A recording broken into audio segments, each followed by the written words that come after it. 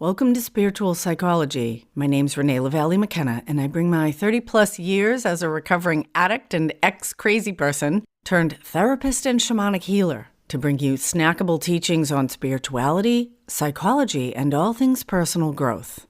And today I want to talk about luck, and if luck is bullshit or if it's actually a real thing. And I was working with a client this week that I've worked for a few years now. And she's come into this really amazing, prosperous place in her life after a period of really intense suffering that was the catalyst for some pretty radical and profound change. And she was saying, I feel so lucky about what's happening in my life. And I had to say, stop, wait a minute. Luck has absolutely nothing to do with the transformation that I have witnessed in your process over these last few years. And I pointed out to her that she has made a very long series of difficult choices that have congealed to form the life that she has now. And it's actually the life that she told me that she wanted, and kind of unknowingly, she has created this for herself. She's a working artist who's being recognized in her field and pretty well compensated. She's a photographer and videographer and will be signing a contract in the next few weeks that pays her really well for only working a few days a month. She has a lot of free time to travel, spend time in nature, camping, and exploring and experimenting with her own artwork. And she's taken 2 road trips just in the last few months. I met her not long after she decided to get sober and stop using drugs, to work more directly on healing her depression and anxiety. And she made the decision and continues to work on her deeper underlying trauma from the physical and emotional abuse of her childhood. She began a deep spiritual exploration in a couple of different communities and has navigated some pretty intense challenges.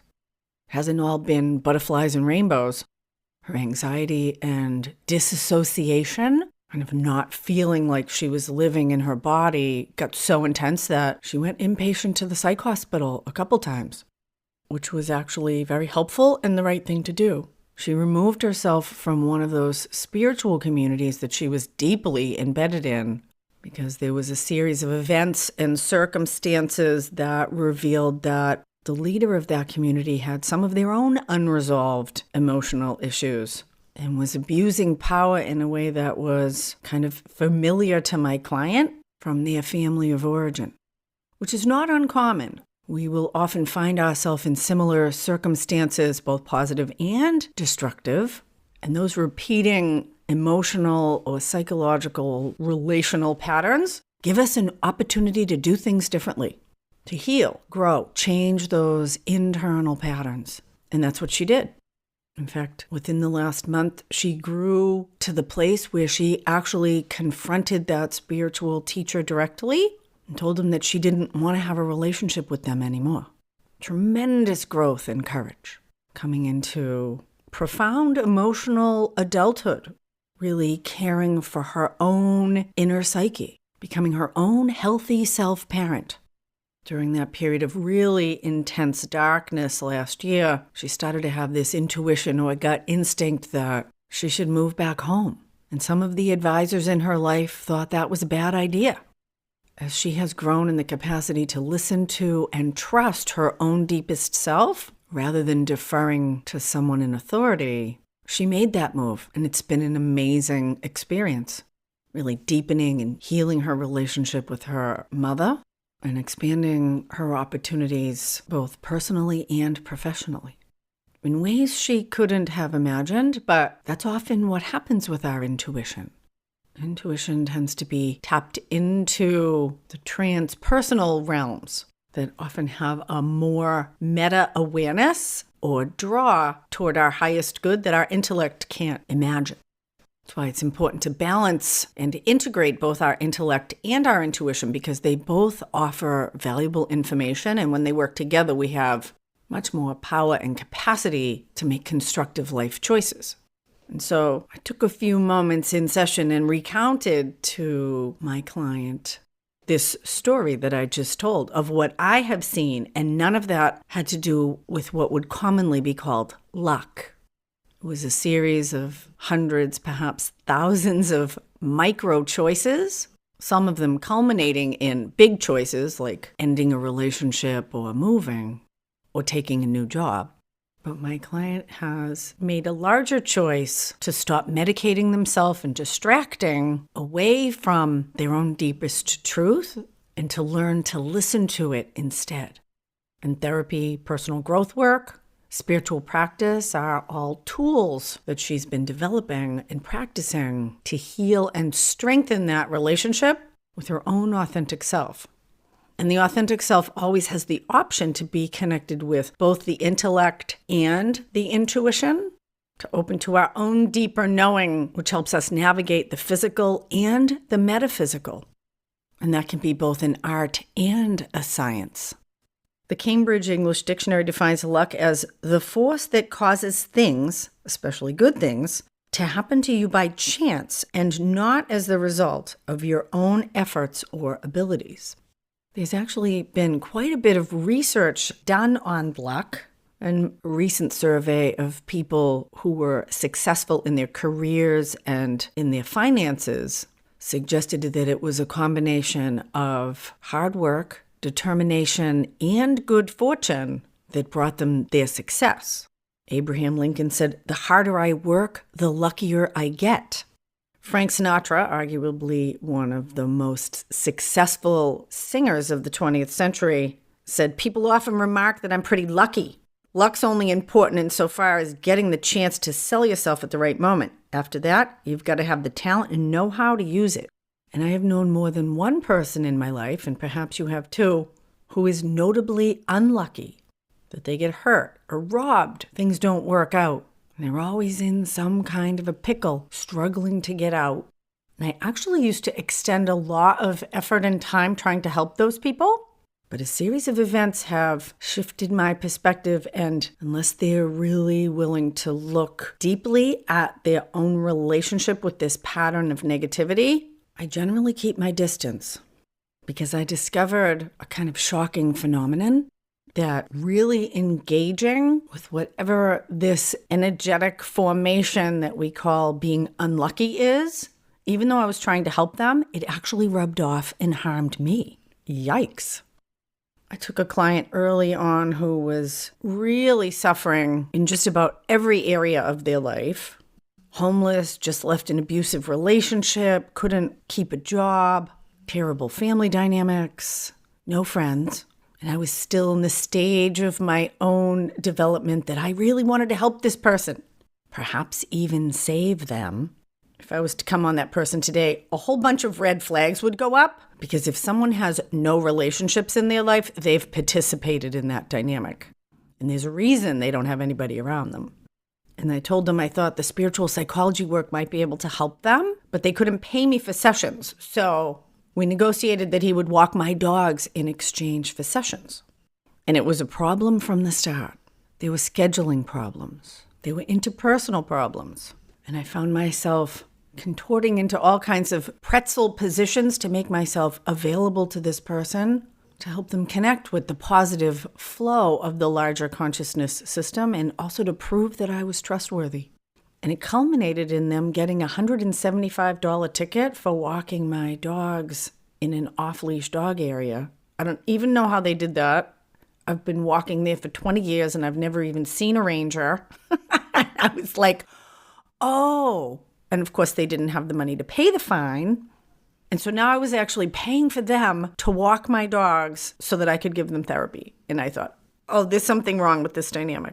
And so I had to tell them, this isn't working for me. And they spent the next year slandering my name to anyone who would listen. And I now became part of the long list of abusers who had harmed them in their life.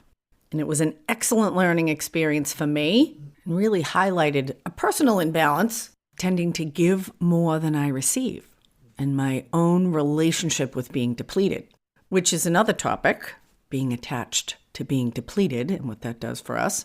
And I have since that experience and many, many others come to assess both my professional and my personal relationships from the perspective of energetic exchange. And although it may sound strange to look at relationships as a transaction, it's actually a really helpful tool for me to look at what am I giving and what am I getting in any circumstance in my life. And optimally, there's a nice balance of inflow and outflow that serves everyone. I go a little deeper with that in a recent podcast, Releasing Toxic Relationships, number 106, and also podcast number 84, The Dark Side of People Pleasing, which I know a lot about, having earned my black belt in codependency early in life. So there's a mystery here with luck and lack of luck, between the unlucky dog walker and the fortunate videographer. And early in my shamanic training, I was introduced to the phenomenon of curses, something pretty foreign to Western culture, but very common in Africa, in witchcraft, Santeria, in Yoruba, voodoo. And the idea that as we can pray for the highest good for someone, we can also work in the transpersonal realms for their harm. Very dangerous thing to do because we are all connected. And when we perpetrate harm on others, there is no escaping the harm that will come back to us.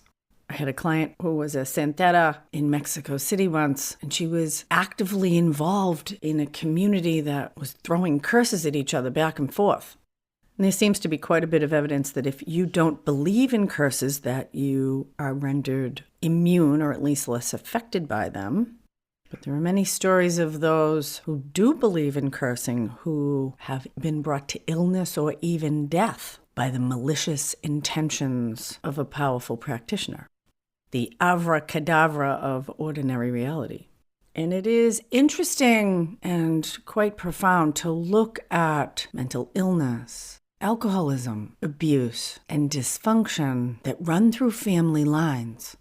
And one of the things about working shamanically is bringing form and substance to concepts, energies, and experiences that our intellect perceives as having no form.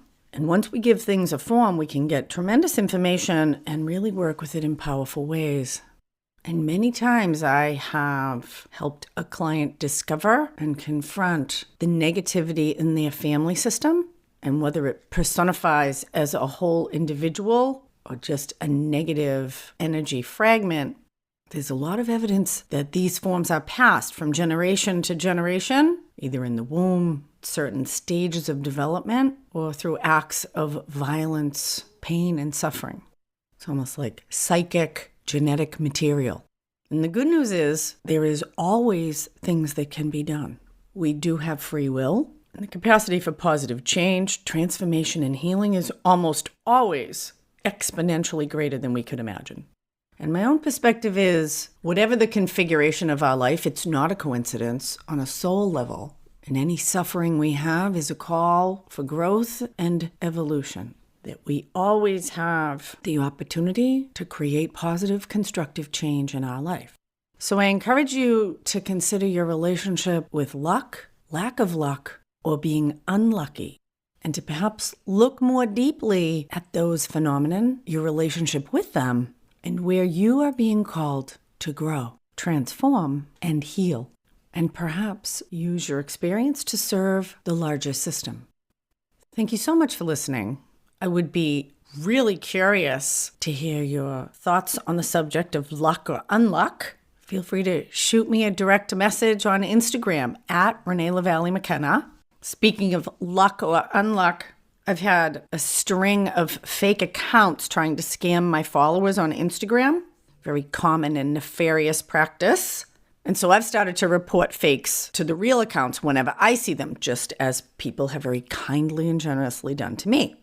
And through these exchanges, I've gotten to meet some really cool and interesting people. And one of those is Past Life Michelle Brock. And it turns out that we do very similar work, blending shamanism and therapeutic principles.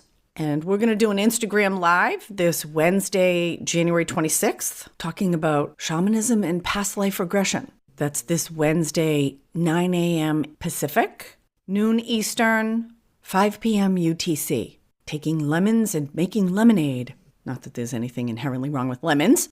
If you'd like a free download of the first chapters of my book, Allies and Demons, Working with Spirit for Power and Healing, there's a link in the show notes.